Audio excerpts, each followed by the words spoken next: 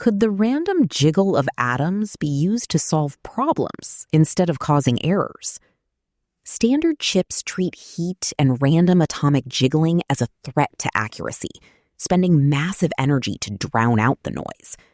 Physicists featured in this 15 July 2026 report want to flip that logic. By letting circuits mimic the way a protein folds or a cell processes signals, they hope to turn thermal fluctuations into a computational engine. It is a shift from fighting the laws of physics to writing them, potentially making artificial intelligence thousands of times more efficient.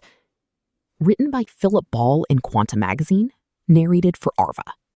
Thermodynamic computers go with the energy flow. Introduction. In the quest to make computers accurate and reliable, noise is the enemy. The thermal jiggling of atoms is a constant threat to the precision needed for detailed calculations.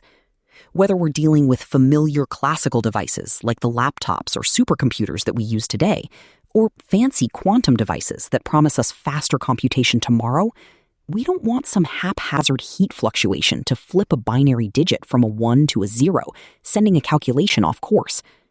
So computer engineers work hard to make computers immune to noise by switching bits at energies far above the random ripples of the environment. But what if noise could be made into the computer engineer's friend? What if, instead of trying to make devices that work despite the hubbub of thermal fluctuations that ruffle everything in the universe, we could harness that noise to actually do the computing? That's the goal of a nascent field called thermodynamic computing. Since the Computing Community Consortium hosted its first conference on thermodynamic computing in 2019, a small community of researchers has been laboring to put it into practice. Recently, some of them have simulated thermodynamic computation in standard silicon-based logic circuits, showing that the basic concepts seem to work in principle. The approach could produce computers that consume little power and dissipate little heat, a huge advantage given the power-hungry operation of today's devices and the increasing struggle to prevent ultra-dense miniaturized circuits from melting down.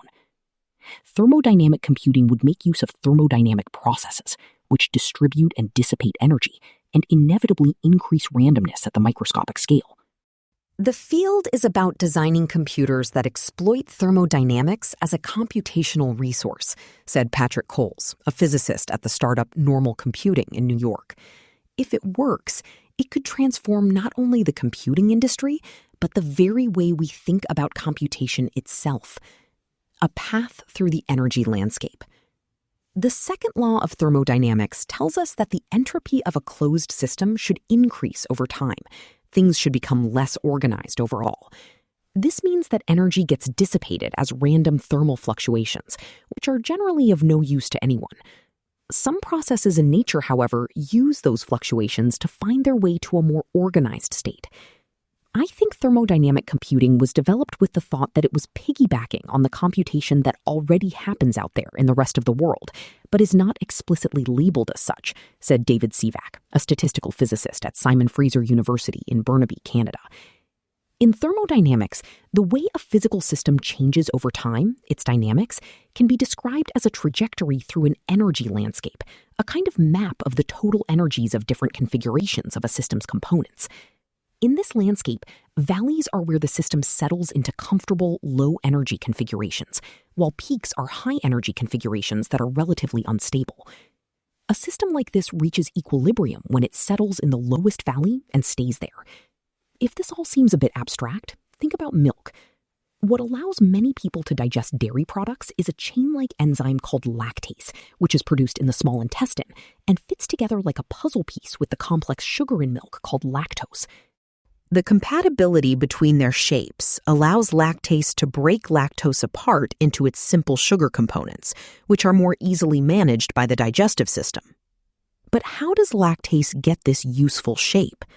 It is encoded into the sequence of amino acids that make it up. As the chain is synthesized in the cell, thermal fluctuations allow the chain to explore its energy landscape and crumple up into its most stable equilibrium state. This process is a kind of thermodynamic computing in that it solves the problem of folding the lactase into the correct shape using only the thermal energy in the ambient environment of the cell. Once the chain of amino acids is properly folded, continuing thermal fluctuations merely induce a bit of random wiggling. The newly formed enzyme keeps its shape as it sits stably in a deep energy well. Thus, although the operation of a natural system, like a living cell, proceeds in a milieu pervaded by thermal noise, it still works, often with remarkable energy efficiency. In and out of equilibrium. One type of thermodynamic computing, called equilibrium thermodynamic computing, would work like a folding protein. If you encode the problem you want solved in a system, thermodynamics can drive the system through its energy landscape toward the energy minimum that corresponds to the problem's optimal solution. You could take a small electrical circuit, let it evolve naturally under its thermally driven dynamics, and then measure its properties once it has attained thermodynamic equilibrium, said Stephen Whitelam, a statistical physicist at Lawrence Berkeley Laboratory in California. A different approach to thermodynamic computing takes place when a system is driven away from equilibrium by some source of energy, much as the sun's heat prevents the Earth's atmosphere from settling into some unchanging state. In this case, the computation takes place as the system moves constantly through its energy landscape. The trajectory itself encodes the calculation. These out-of-equilibrium processes are ubiquitous in nature.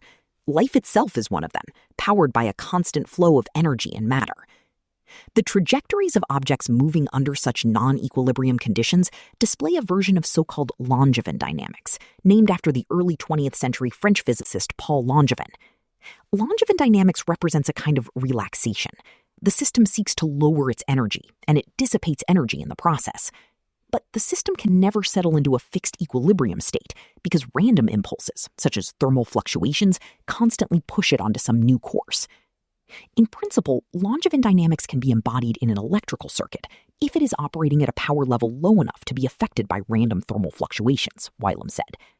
If scientists can arrange for the movement of energy through the circuit to correspond to the answer to a calculation, they can use it to do thermodynamic computing. Both equilibrium and non-equilibrium thermodynamic computers receive continuous boosts of energy from thermal fluctuations, Whitelam explained. But an equilibrium computer must reach equilibrium to complete its calculation, while a non-equilibrium computer can be designed to complete its calculation on a set timescale. That's why non-equilibrium approaches to thermodynamic computing are popular, Cole said. They can potentially be faster because you're not waiting for natural equilibration. Structure from noise. Most efforts so far to put thermodynamic computing into practice use silicon-based circuits as analogs. Last year, Coles and colleagues at Normal Computing showed that such a circuit could perform various kinds of computation, including matrix inversion, a mathematical problem that has applications in diverse fields ranging from machine learning to computer graphics, engineering, and finance. Normal was founded in 2022 by Faris Spahi, Antonio Martinez, and Matthias Tan, former members of Google X and Google Brain. The thermodynamic computer they unveiled was a tailor-made printed circuit board containing 8 clusters of components, with each cluster connected to all the others to form a network. Each cluster contained a simple RLC resonator, a resistor, capacitor, and inductor, a combination that creates an oscillating electrical signal at a particular frequency. The circuit is fed a random electrical signal. Basically, it is driven by noise. The strength of the coupling between each pair of RLC resonators in the network can be varied, and all the couplings can be written in the mathematical form of a matrix. It's basically an electrical version of a set of interconnected springs. The question is, if you give it a shake, how will the dynamics of the network evolve? It turns out that if the network is shaken by noise comparable to the energy of the couplings, the equilibrium fluctuations it undergoes correspond to the mathematical inverse of the coupling matrix. So you can build your device and come back sometime later and measure its fluctuations. And you've done matrix inversion, Whitelam said. The circuit made by Coles and colleagues didn't actually run on ambient noise, which was too low level to affect the dynamics. The researchers had to add in extra noise by hand using a random number generator, which cost energy. That's one reason this kind of analog model doesn't itself demonstrate the promised energy advantages of thermodynamic computing. But ultimately, Cole said, the advantage comes from the fact that the computation itself runs for free once driven by noise. The Normal team showed that if they scaled up a processing unit by adding more nodes to its network, it would eventually reach a point at which it could solve problems faster than a regular digital neural network, using considerably less energy and dissipating considerably less heat. Since unveiling this prototype, Normal has announced a new thermodynamic computer called CN101 that uses digital processing on a silicon chip. The researchers say that this digital silicon technology is easier to scale up than their analog circuit and can also carry out other kinds of computation, such as image generation and simulations of molecules. The device has yet to be assessed by other experts. The initial proof of principle by the Normal team served as an inspiration for Whitelum, who recently reported a simulation of a non-equilibrium thermodynamic computing circuit. Whitelum used a theoretical model of a denoising problem, simulated on a classical computer. He trained an algorithm on a video of Paul Langevin's face being steadily corrupted by noise, dissolving into random static. He then demonstrated that the algorithm could start with the static and reconstruct Langevin's face. The thermodynamic computer Whitelum used was a network of connected nodes, and its state was determined by how strongly connected those nodes were. During the training process, the algorithm adjusted those connections a little at a time to find the configuration most likely to make Langevin appear. It's like a network of linked springs, where those springs have different and adjustable spring constants. Indeed, you could build a thermodynamic computer from real springs, Whitelum said, though that would be a curiosity rather than a practical technology. Whitelum showed that the resulting dynamics followed a path that dissipated the minimal amount of heat. By a rough comparison, about 100 billion times less than would be produced if the same task were performed by a digital neural network. The way Whitelum trained his algorithm is a little like the way people currently train algorithms for generative AI, and indeed, this may be one of the major applications of thermodynamic computing.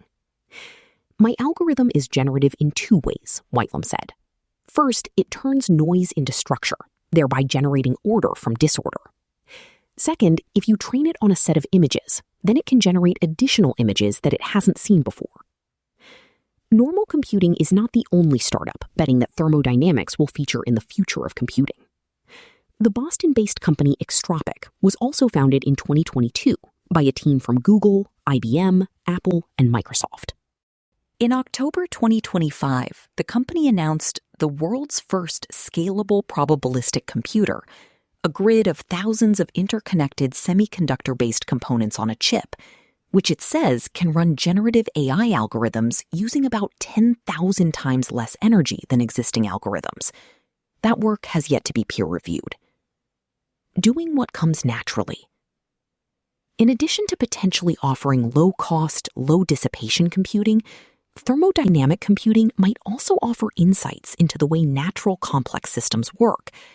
Much of what goes on in molecular biology is already described as a sort of information processing. For example, a signaling molecule, like a hormone, might arrive at the surface of a cell and have its signal transduced, transmitted along a chain of interacting molecules, so that ultimately it flips a switch in the cell nucleus and activates a particular gene. Cells seem able to conduct this kind of computation very efficiently, creating little energy dissipation and relying in part on the intrinsic thermodynamics of intermolecular interactions. So are cells themselves a kind of thermodynamic computer? To my physicist's way of thinking, it would be fair to say that nature uses Langevin computers programmed by evolution, Whitelum said. The central idea of harnessing thermodynamic fluctuations instead of suppressing them is indeed thought-provoking, said Kunihiko Kaneko, a complex systems theorist at the Niels Bohr Institute in Copenhagen. But whether this effectively translates to computing in a biological context remains an open question. The field of thermodynamic computing is in its early days, analogous to when small-scale quantum computers were built in the 1990s, as Coles and his colleagues at Normal wrote in their 2025 paper.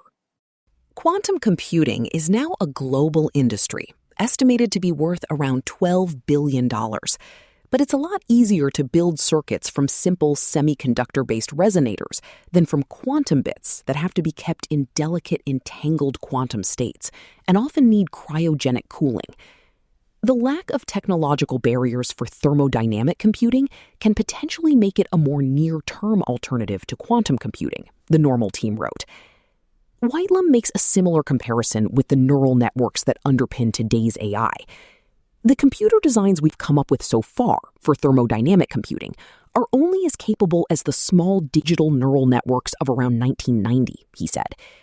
The history of AI suggests that it should be possible to do better with larger circuits and more training, he said. But that remains to be seen. If it pays off, thermodynamic computing will get noisy in more ways than one.